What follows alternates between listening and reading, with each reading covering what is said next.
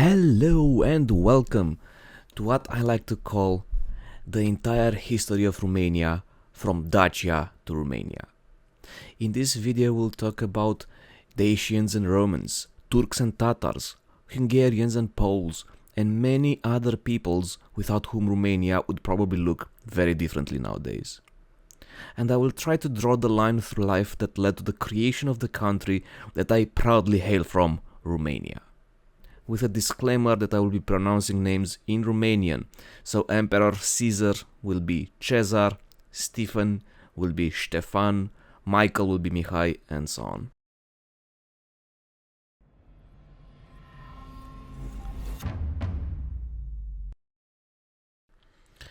Starting with the 7th century before Christ, various historical springs of Latin and Greek origin talk about a couple of tribes of Thracian origin who lived in the geographical space that Romania is now, namely the Gets and the Dacians. Although some historical springs that talk about the kingdom of Dacia start flowing since the 2nd century before Christ, I will choose Burebista as our point of entry in this story. Burebista was the first king of Dacia who managed to unite the Geto-Dacian tribes into a single kingdom, and this kingdom lay between the Nistru, Tisa and Danube rivers.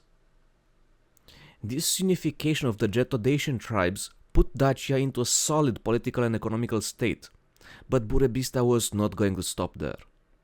Under Burebista, Dacia conquered all the neighboring tribes, and after a few years of warfare, Dacia had spread to the western bank of the Black Sea by conquering the ancient Greek cities of Tomis, Histria, Calatis, Odessos and Apollonia.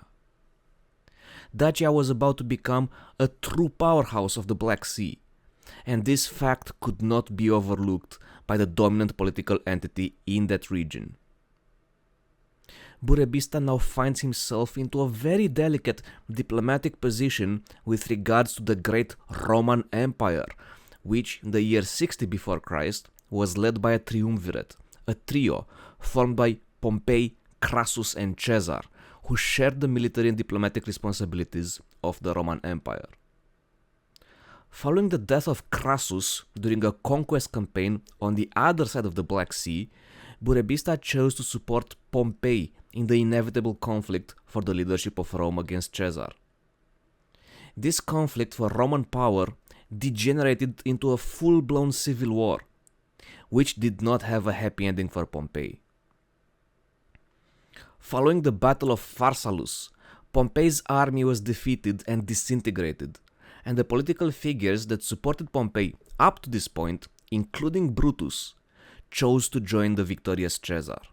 Caesar was not going to let Dacia go unpunished for their support of Pompey during the Roman Civil War, but Caesar's war plans did not have time to materialize. In the year 44 before Christ, a coalition of political figures, both from Caesar's guard and Pompey's former entourage, successfully orchestrate Caesar's assassination. Burebista may have escaped Caesar's wrath, but the dagger of Dacian aristocracy proved too tough to handle. The nobles of Dacia, following the convergence of Dacia's power into the hands of Burebista, were feeling their own power and influence slipping away from them, and such, following in on the footsteps of the Romans, the proud Burebista falls to an assassination. Following the death of Burebista, the kingdom of Dacia crumbled in multiple subregions controlled by the nobility and the clergy. The chaos that ensued in both Roman and Dacian politics led to a period of uncertain peace between Dacia and the Roman Empire. A peace dictated by the significant reduction of Dacia's power and the momentary lack of reason for the Romans to unleash yet another external war. The next chapter in Dacia's history comes over a century after the death of Burebista, when a new Dacian ruler by the name of Duras manages to once again unite the kingdom of Dacia. Duras, around the year 85 after Christ, starts raiding Roman defenses on the Danube, and the Dacian army, led by Decebal, crosses the river to the south. the Romans react violently to the Dacian incursions into Roman territory and respond with a counterattack, which pierces Dacian territory all the way to Tape, where 2 Roman legions get decimated by Decebal and his fellow Dacians, and the Roman general gets killed in combat. In the wake of Decebal's victory at Tape, his name echoes in the voices of the people of Dacia, and following the abdication of King Duras, Decebal becomes the new and last king of Dacia. Military tensions in other regions of the Roman Empire force Emperor Domitian to make peace with Dacia, and agrees to pay tribute to the Dacians in exchange for peace at the Dacian border. Emperor Domitian's defensive philosophy pushes the Daco-Roman relationships towards a possible alliance, as the Romans start sending alongside the tribute other resources and engineers that are meant to help Dacia boost their defenses towards the north and the northwestern borders, where pesky Germanic tribes were causing trouble for the Romans. This good relationship soon comes to a screeching halt, with the death of Emperor Domitian and the ascension to the Roman throne of Trajan in the year 98 after Christ. Even though both peoples benefited greatly from Domitian's peace, influent voices of the Roman politics were saying that the tribute towards Dacia was shameful, and that the deaths of the Roman legions and generals that occurred at Tape need to be avenged. Between 101 and 102, Trajan leads a conquest campaign against Dacia, campaign which, despite some Roman victories, gets stopped at the same Tape. Even though Trajan stopped the conquest, Decebal was forced to accept the interruption of the annual tribute and the dissolution of Dacian fortifications along the northern bank of the Danube. Following Trajan's retreat in 102, Decebal started rebuilding his kingdom and his renown, and soon starts attacking the neighboring tribes in an attempt to gather a large enough army to start properly tangoing with the Romans. After 3 years of consolidation, Decebal and his Dacians attack and conquer a Roman settlement north of the Danube. Dacia ensues with what can be called a guerrilla war, tirelessly attacking Roman territories on either sides of the Danube. Decebal also adopted a policy which allowed Roman refugees and exiles into Dacia in exchange for information with regards to Trajan's ploys and whereabouts. Using this information, Decebal plans an operation of infiltration and assassination against the Roman Emperor Trajan. But the only thing that comes out of this plan is gaining Trajan's full attention, who launches an all-out invasion against Dacia. Following a war waged between the years 105 and 106, Trajan conquers the Dacian capital of Sarmisegetusa, and Decebal is forced to grab his family and flee from the Romans. Stalked and cornered by the Roman legions, Decebal makes the decision of not falling in the hands of Trajan. Decebal's final moments are immortalized on Trajan's column, a historical monument raised in Rome in the name of Rome's glorious victory over the kingdom of Dacia. Following the defeat of Decebal, Dacia becomes a province of the Roman Empire. In Roman Dacia, the Latins imposed a colonization policy with the ultimate purpose of Latinizing the native population. In Roman Dacia, Latins from all layers of their society started moving in. Retired soldiers, war prisoners, volunteers, but also public figures, engineers and workers. The Romans started building in Dacia various structures that were meant to raise the Dacian way of life to a level appropriate for the Great Roman Empire. The Romans built baths, forums, temples, and the Roman road network that was built in the first millennium still stands strong today in some places. For over 150 years, native Dacians and Roman colonists lived peacefully together in Dacia, in political and economical prosperity, building relationships and families. But most importantly for the Romania of today, over these 150 years, through the mixing of the two peoples over several generations, the nucleus of what would later on become the Romanian language was created. Roman Dacia ended its existence around the year 271, under Roman Emperor Aurelian, who, in an attempt to deal with the barbarian pressures on the empire, decided to let go of some of the fringe regions of the empire, including Dacia. Aurelian's retreat consisted in the withdrawal of both the army and the governance of the Roman Empire, leaving behind the civil population and those Romans who willingly decided to stay behind. The result of the Roman retreat, leaving what once was Dacia with no protection and no administration, was that for the next millennium, yes, you heard it correct, for the next 1,000 years, there really isn't much to say about the Romanian people. For in the next 1,000 years, the geographical space that once belonged to the Dacia of Burebista was conquered and ruled by a lot of different outside peoples, amongst which we can find the Goths, Vandals, Tervings, Huns, Slavs, Magyars, Bulgars, Tatars, Poles, Austrians, and the list can go on.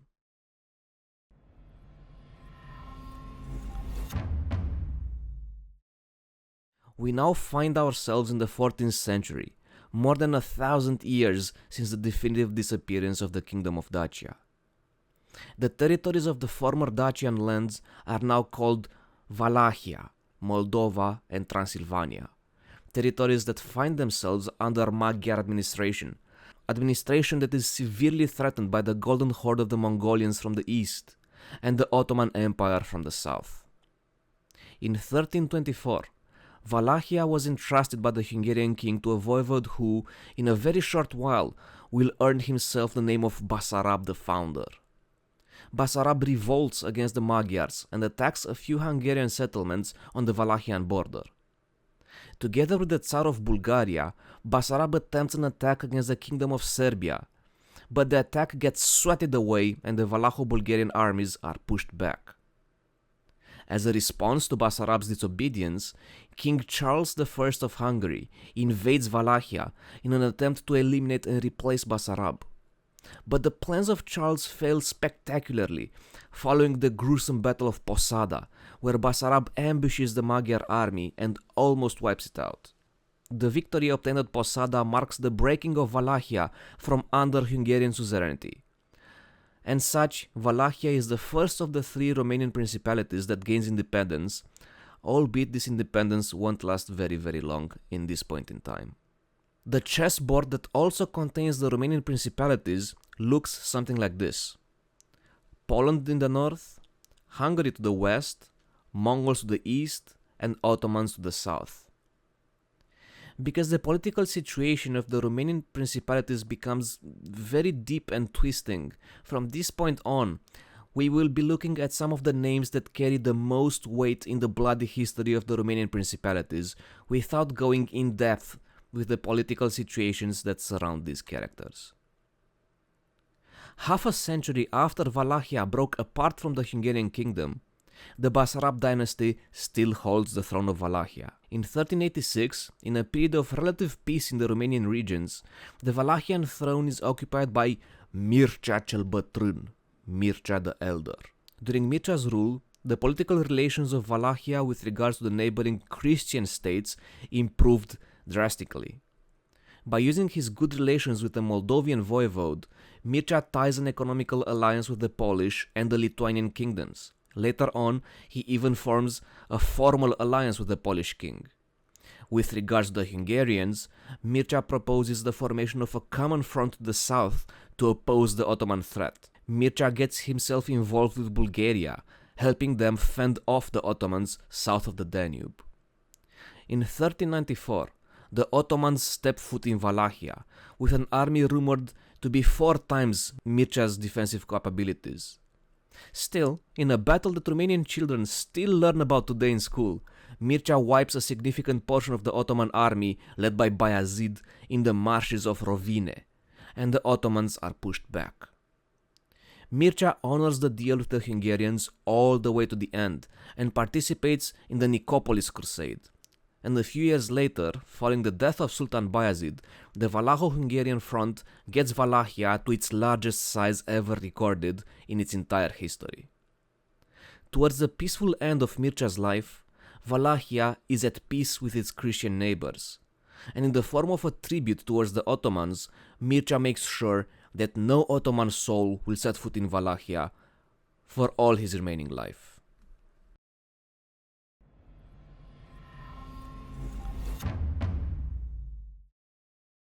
The peace left behind by Mircea the Elder has long since vanished.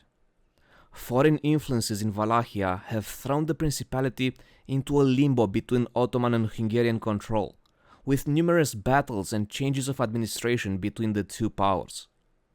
In 1456, Mircea the Elder's nephew, Vlad, leading an army carrying the Hungarian flag, conquers Wallachia from under the Ottoman Empire.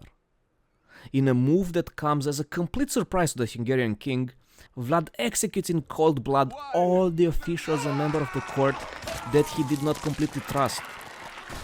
Writings of the time say that Vlad cleansed Wallachia of hundreds or even thousands of people, be them Ottoman agents or under Magyar influence. It is rumored that only 2 people managed to survive and keep their positions in the leadership of Wallachia. The Kingdom of Hungary wasn't really quiet either at the time.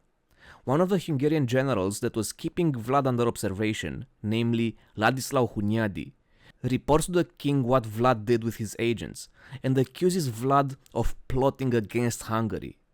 The Hungarian king accuses Hunyadi of treason, and following the execution of Hunyadi, Hungary falls into a civil war. Vlad, abusing this momentary chaos in his suzerain kingdom, furthers his own agenda and interferes in Moldovan politics, instating his cousin Stefan on the Moldavian throne. With Moldova safely in Stefan's hands and non-hostile relations with the new king of Hungary, Vlad now redirects his attention to the south, towards the Ottoman Empire, who were not happy about the way Vlad dealt with their people in Wallachia. The Sultan summons Vlad in Constantinople to discuss the future of the Walacho-Ottoman relations.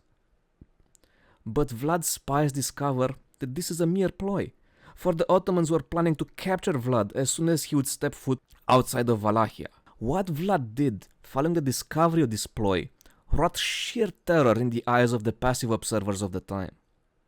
A chronicle from the Holy Roman Empire writes that Vlad was a demented psychopath, a sadist, a murderer and a masochist, worthy of the Roman emperors Nero and Caligula, because Vlad, in response to the Ottoman threat on his life, started razing to the ground any Turkish soul or settlement that he could lay his eyes on. Vlad slaughters every Turkish breath on the southern border of Wallachia, leaving behind only flame and blood, for not even the corpses of the Ottomans can be found after the raids. In 1462, Vlad writes to the new Hungarian king that the peace towards the Ottomans has been broken, and that he killed exactly 23,884 Turks in his raids, and as such he requests assistance against the Ottomans on the southern border of Christianity. It is rumored that the Ottoman army that marched towards Wallachia rivaled in numbers and equipment with the army that toppled the Great Byzantine Empire with the fall of Constantinople. Somewhere between 150 and 200,000 Turks, led personally by the Sultan, were targeting the Wallachian capital of Târgoviște. The Ottoman march through Wallachia was slow and tiresome, because Vlad chose carefully the venue of the biggest battle of his life. Vlad's people stalked the Turks for the entire durations of their march, attacking from the shadows every chance they got. The fountains had been poisoned, rivers had been blocked off such that the terrain became mushy and hard to traverse, traps had been dug, and both people and animals had been evacuated to the north away from the Turks. Vlad even employed biological warfare, because the only people the Ottomans met on their march were those unfortunate souls who were afflicted with horrible diseases such as leprosy, tuberculosis, or the plague. On the outskirts of Târgoviște, Vlad even attempted an assassination on the Sultan's life by launching an assault in the middle of the night. The results of the night attack of Târgoviște came in at about 15,000 Ottoman deaths, but the Sultan escaped unscathed. The Turks continued on their march, but they encountered no further Wallachian resistance. Sultan Mehmed and his entire army were drawing close to Târgoviște, eager to fight and fully expecting a long siege and a gruesome battle for the Wallachian capital city. But what the Ottomans witnessed in Târgoviște had never before or ever again been seen in the entire history of humanity. Here historians can't seem to fall in agreement, because some historians say that the terror of the Turks began in the last kilometers of march towards Târgoviște, while others say that Vlad prepared a surprise for the Ottomans inside the wide open doors of the Wallachian capital of Târgoviște. What we know for certain is that I will take here a very short break to tell you that if there are people watching who are squeamish or have bad stomachs or are eating, I'd recommend skipping on to the next part of the video. I will give you 5 seconds. What we know for certain is that the Ottomans witnessed the sight of at least 23,884 Turks impaled in various positions, each more horrible than the last. Children and their mothers impaled on the same stake. Vultures eating out of the corpses of the impaled Turks. And on the tallest stake laid Hamza Pasha, one of the Ottoman generals who were meant to lead the attack on Târgoviște, still alive due to Vlad the Impaler Țepeș's technique, which was optimized for suffering. The impalement process started with the stake on the ground and the victim naked aligned with the stake. Then the victim's back entrance would get aligned with the tip of the stake, which would then be slowly inserted where the sun doesn't shine, just deep enough for it to not slip out by accident. Then the executioners would start pulling on some strings attached to both the stake and the victim's members, such that the stake would rise from the ground with one end and the other end would dig itself into the ground, whilst also being very careful with the movement of the stake inside the body of the victim, such that no vital organs are damaged by the movement. Then, once the stake would be vertical, the executioners would complete the process by having the free tip of the stake get out of the body of the victim through the neck, shoulder, or round the back of the head. The Ottomans, who were already terrorized and demoralized by Vlad Țepeș's tactics, quickly gave up on the idea of pushing further north. And the attack on Târgoviște got diverted towards Chilia, a settlement towards the Black Sea through which the Ottomans now wanted to go to reach their fleet and go home. Despite Vlad's victories, he did not gain the trust of the Hungarian king, who categorically refused to join the anti-Ottoman war. To save his image and relations with the other European Christian nations, the Magyars captured Vlad and sent him to jail. Furthermore, a series of letters have been forged in Vlad's name in an attempt to prove to their allies that Vlad was actually planning to betray Hungary in favor of the Ottomans. Even though Vlad the Impaler's life did not end in Magyar prison, Vlad never again had the opportunity to fight for the freedom of Wallachia.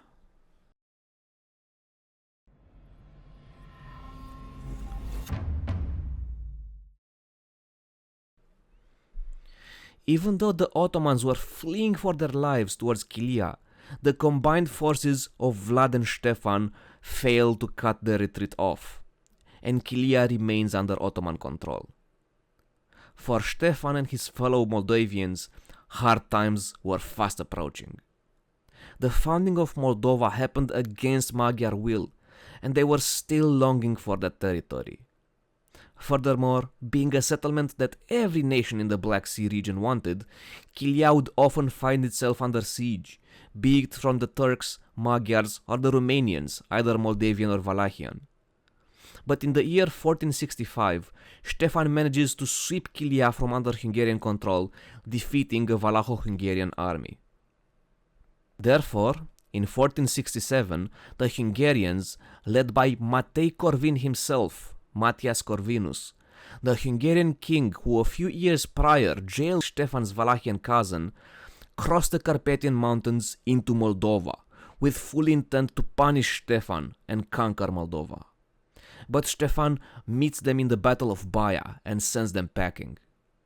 3 years later, a new invasion bearing the Hungarian flag crosses once again into Moldova, this time led by Petru Aron, the man responsible for Stefan's father's death. But Petru Aron is no match for Stefan, who does not forgive and does not forget, and executes Aron, thus winning at least temporary silence on the western border of Moldova. But the defeat of the Hungarians does not grant Stefan peace just yet.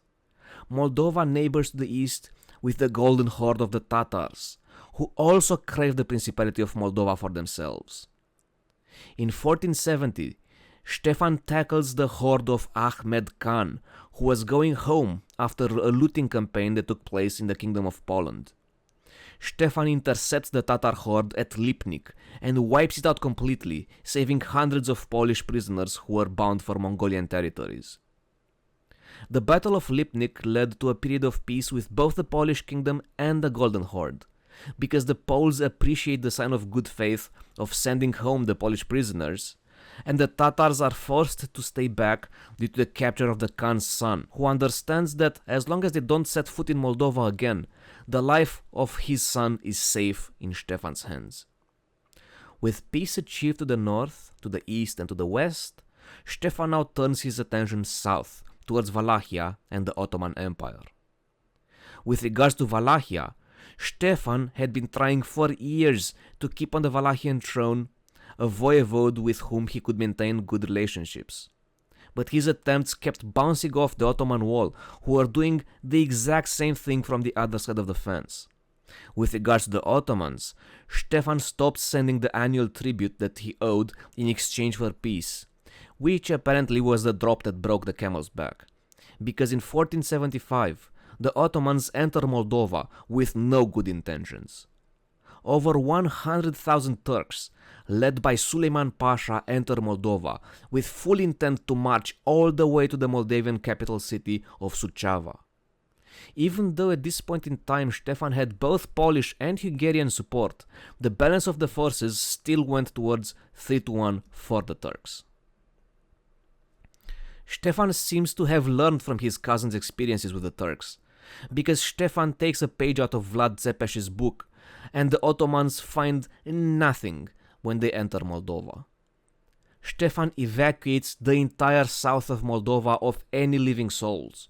He digs traps, poisons the waters, burns the fields. Light cavalry units permanently stalk the Ottomans' march, opening fire at every opportunity. Lacking sleep, water and food, and tormented by the crippling Moldavian winter, the Ottoman march keeps moving towards Suceava. But no Ottoman soul will get to take even a single step further than Vaslui. The road towards Suceava went over the river Bârlad, and the Ottomans decide to cross the river at Podu Înalt, the high bridge. The location was familiar for Stefan, being the exact same spot where nearly 20 years before he fought side by side with Vlad the Impaler Tzepes, thus becoming the new voivode of Moldova. In the morning of the battle, the fields were mushy with water and snow, due to the snow that fell the previous night and the cold, chilling rain towards the dawn. Fog laid heavy through the forested valley that the Ottomans now had to cross in order to reach Vaslui.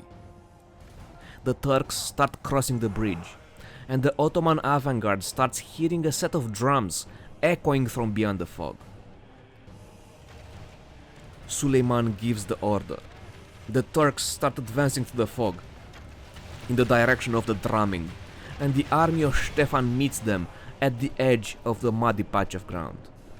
What Suleiman did not seem to realize for now was that up to this point he played right into Stefan's hand, because now the Ottomans found themselves face to face with the Moldavian elite infantry, whilst also getting barraged by Stefan's entire army of archers and cannons into a battlefield that gave the Turks no advantage whatsoever, and under visibility conditions so poor that they did not allow Suleiman to properly maneuver his army.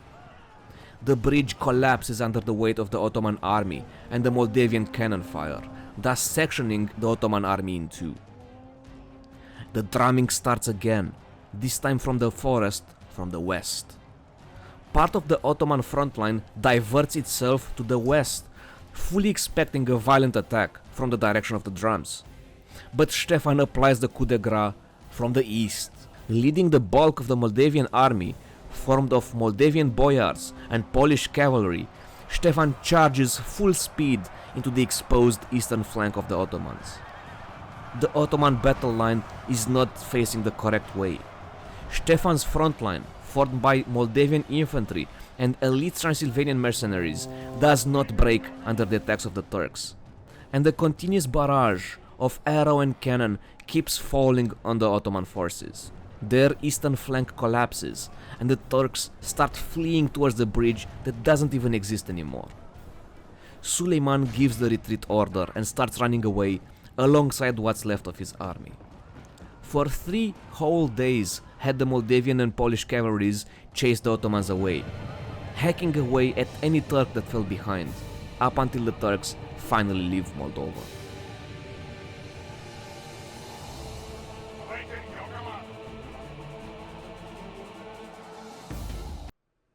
To add salt to the wound, the Ottomans also kept in reserve a Wallachian army, led by Basarab Laiota, whom they expected he would cross the high bridge and join the fight against Stefan. But not only did the Wallachians not join the fight, but now the Ottomans were getting further stalked and chased until they also left Wallachia. Following the Battle of Vaslui, Stefan receives the papal title of Atleta Christi, a title awarded to those Christians with exquisite feats of valor on the battlefield against foreign invaders. And from the Romanian people, Stefan receives the title that still carries meaning today, over half a millennium later: Stefan cel Mare, Stefan the Great.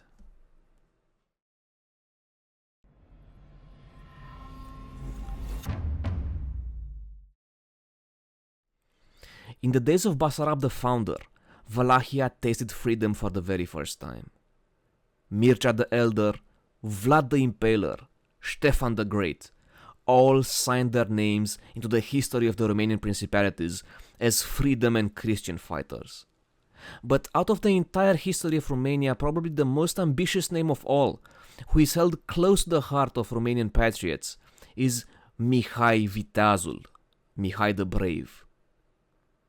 Mihai the Brave became voivode of Wallachia in 1593, in a time frame in which the Ottomans were looking closely for a way of access into the heart of Europe, and the Christian neighbors of Wallachia were deploying a don't poke the bear strategy against the Ottomans.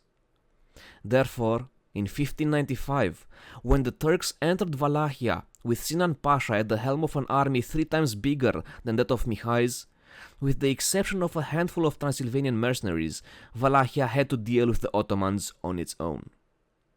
Mihai decided to start the tango at Călugăreni, in a zone that was partly forested and partly swamped.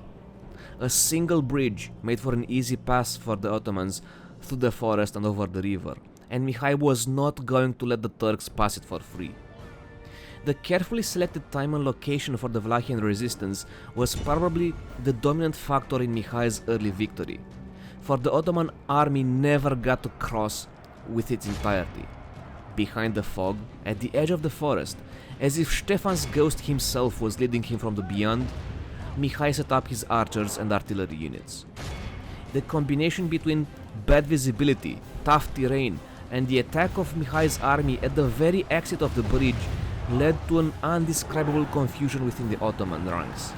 At one point, the Ottomans even thought they lost Sinan in the fight, whereas the truth was that he just fell off his horse.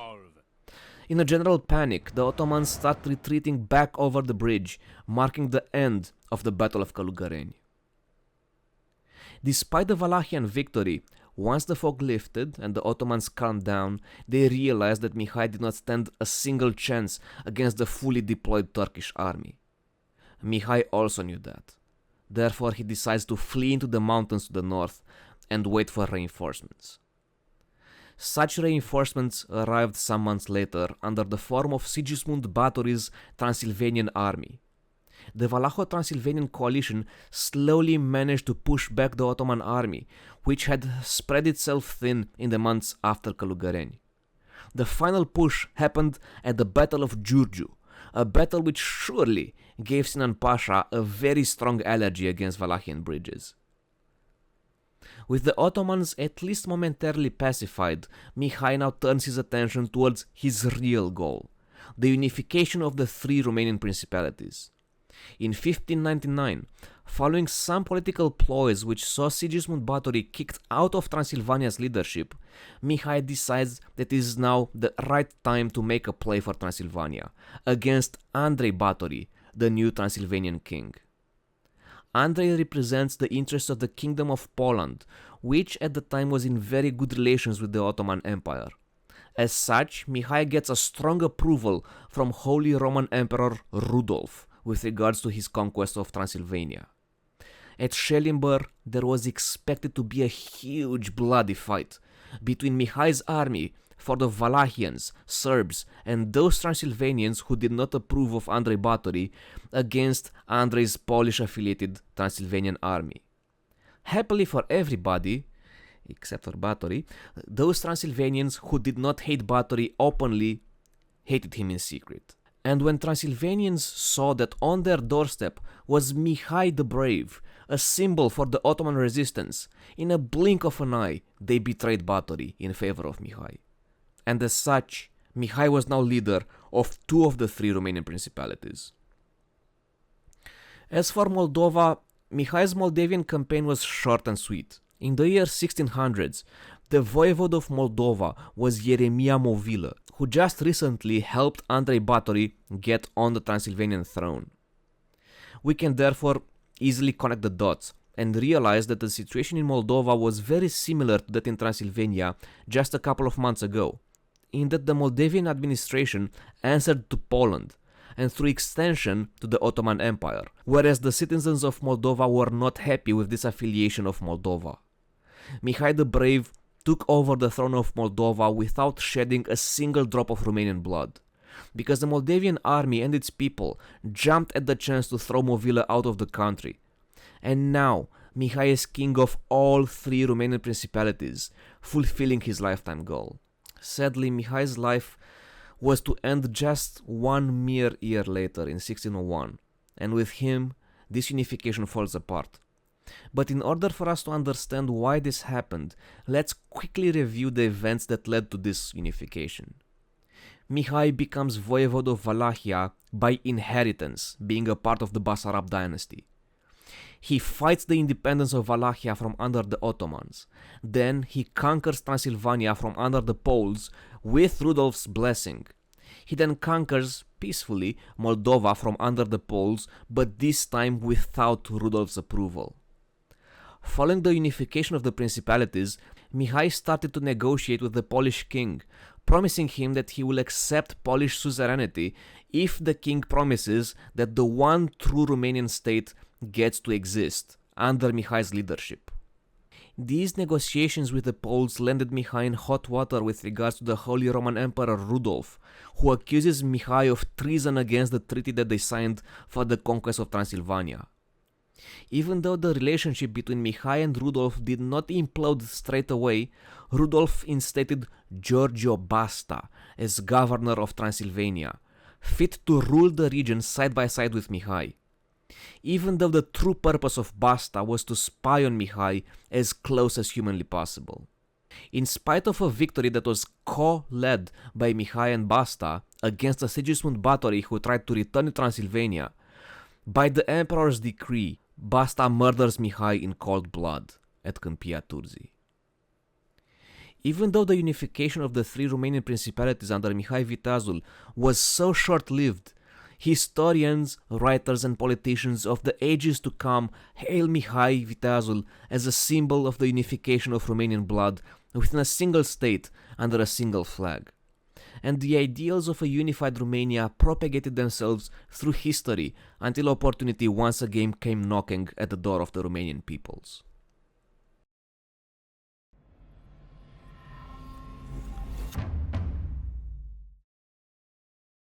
The true unification of the Romanian principalities and the appearance for the very first time of the name Romania was not going to happen until almost 300 years later.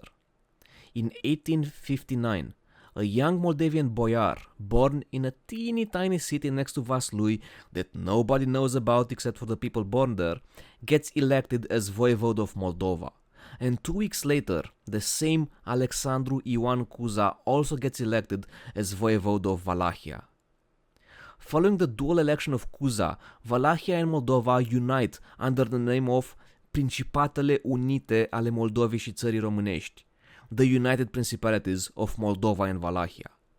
The small unification came following an exploit of an omission in the Treaty of Paris, which stated that Moldova and Wallachia needed two different administrations, but failed to also clearly mention that it needs two different leaders. In the following years, Cuza starts working towards obtaining approval of the unification. The French Empire accepts the unification from the very beginning, but the Austrians are not so resolute.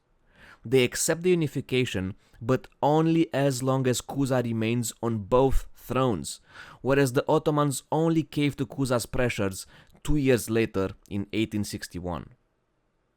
Despite the popular vote that got Cuza elected in both principalities at once, a series of reforms that were meant to modernize the Romanian society did not land well with Romanian nobility, and such Alexandru Ioan Cuza ends his rule in exile.